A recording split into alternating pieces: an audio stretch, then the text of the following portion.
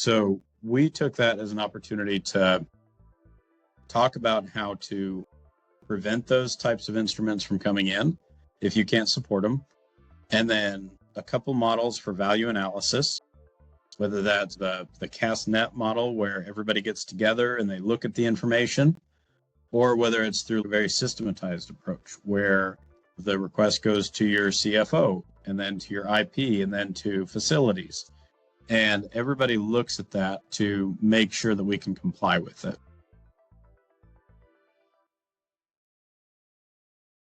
Hey, Garrett, thanks for being here today for our second edition of Ask Me Anything, the instrumental IP. I'm glad to have you here. And I'm Carol with Dumontel Healthcare Consulting, but today the focus will be on Garrett and his expertise. And I'm very excited for us to learn something new. So we'll just jump in, but I'd like for you to introduce yourself for the audience. Yeah, thanks, Carol, and thanks for the invitation to participate in this. I always look forward to events where we're bringing together education from infection prevention and sterile processing. My background and current role is fairly unique. I work as a system infection preventionist for a healthcare organization, but my scope is specifically over sterile processing and high-level disinfection. So my background is in sterile processing. I worked as a frontline technician, an instrument coordinator, and a department manager for SPD HLD, and then moved into the infection prevention world as a site IP first, where we do, everything rounding on lines and cod eclampsia prevention, spending hours pulling data from Epic and doing NHSN validation.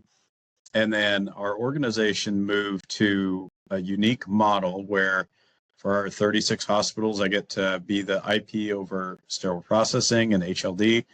And that covers a huge bag of everything from like your central sterile department to trophon use and ultrasound probe reprocessing and kind of the nooks and crannies of radiology to TEE probe reprocessing going on in the cath lab. So we get to see a really broad range, even medical offices in my role. Thanks for that introduction. Yeah, I can see that you have a breadth of knowledge in sterile processing that most IPs don't have, and I'm still also learning from you, so I really enjoy discussing this with you. So I understand that you just attended HSPA, the conference in Louisville, right? So that'll be great to hear about what you learned. Can you tell us what did you present and what was your experience at this conference like as an IP? Yeah, so this was a lot of fun. This was my second year presenting a workshop session. And the way HSPA is set up, the annual conference, it's like the mega event for sterile processing professionals. I've gone a couple of years as a SP technician, and then now the last 2 years I've attended while working as an infection preventionist. And the perspective is different in both. The first year I went as an instrument coordinator at the time, and my focus was that. So networking with other instrument coordinators, what's the best way to get the value out of our instruments, tracking systems, all of that stuff.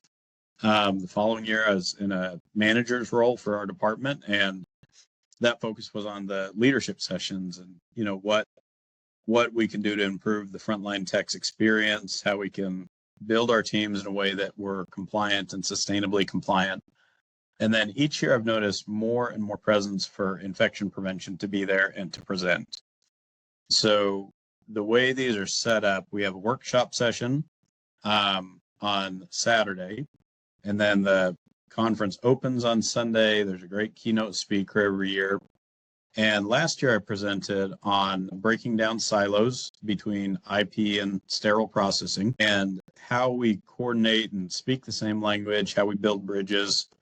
And then this year I got to speak on IFU, or instructions for use for instruments, and how to reconcile those.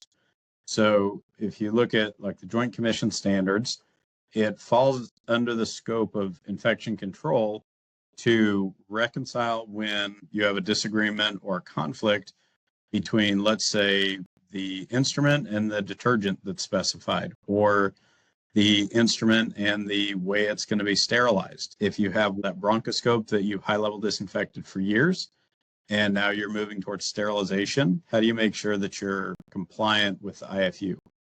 and that you're aware if there's any risks, if that's anything from cosmetic damage to shortened useful life of that piece of equipment. Those are all considerations that infection preventionists have to have the risk assessment done for. So in this presentation as a workshop session, I enjoy them because you get a lot of face time with the professionals there and you get to talk with them, and it's a little bit less formal than like a keynote address where you're on, the main stage. But we talked about how we preemptively prevent instruments from coming in the doors that we're not going to be able to sustain as a facility. So I might have, let's say at one hospital, the doctor wants to bring in this super special thingamajig scope. And if in the IFU for that instrument, it says you have to have this special cycle on your low temp sterilizer. Well, if I'm an IP that maybe is not as familiar with sterile processing, or I'm not familiar with the kind of technical side of everything, I might give the thumbs up to that product being brought in, and then my sterile processing department is left trying to figure this out. And it's a huge challenge for reprocessing departments. It's also a challenge for IPs when it comes to survey time and being aware of IFU compliance and documenting that. So we took that as an opportunity to talk about how to prevent those types of instruments from coming in if you can't support them. And then a couple models for value analysis, whether that's the CASNet model where everybody gets together and they look at the information, or whether it's through a very systematized approach where the request goes to your CFO and then to your IP and then to facilities.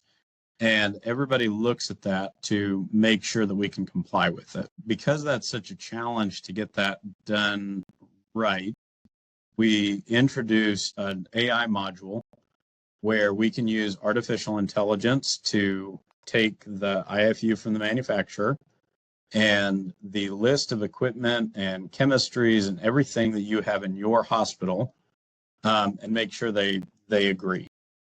And it was as simple as, for the workshop session, we had fake IFU that we had, made up, and then fake facility with, you've got this product here and this chemistry here. And then you use the AI tool to check those, and it'll even point out areas of noncompliance, risks, and then it'll even help you draft a risk assessment based on the information there. That's great. Were there many IPs at this conference that you believe could have benefited from this information? I believe so. In each of the sessions, we had about 25% IP attendance, and it's growing every year. So we always are very happy when we see infection preventionists whose facilities support them going to HSPA, because we have a responsibility in that. And IP has to be a friend, and a very good friend with sterile processing, to make sure that you're not just auditing, but you're advocating, you're helping them get to a compliant state, and that you're in the department frequently enough to make sure the process is going the way it should. Okay. So would you recommend that other IPs join? Yep. Okay. Absolutely. And you'll see Jill Holdsworth partnered with her sterile processing group there and presented on some issues there are with lumens and shavers, and presented with Ofsted and Associates on research that they had done related to the risks of not boroscoping your shavers, the complexity of brushes. And there was even a dedicated IP presentation about opening up a medical office and how reprocessing should go there. And that was, they were speaking my language, because that's always a project for IPs. Okay. Yeah, thanks for sharing that. I definitely want to attend next year, because I think I will learn a lot from you and the rest of the team. And having IPs like you and Jill knowing a lot about sterile processing is helpful for the rest of us.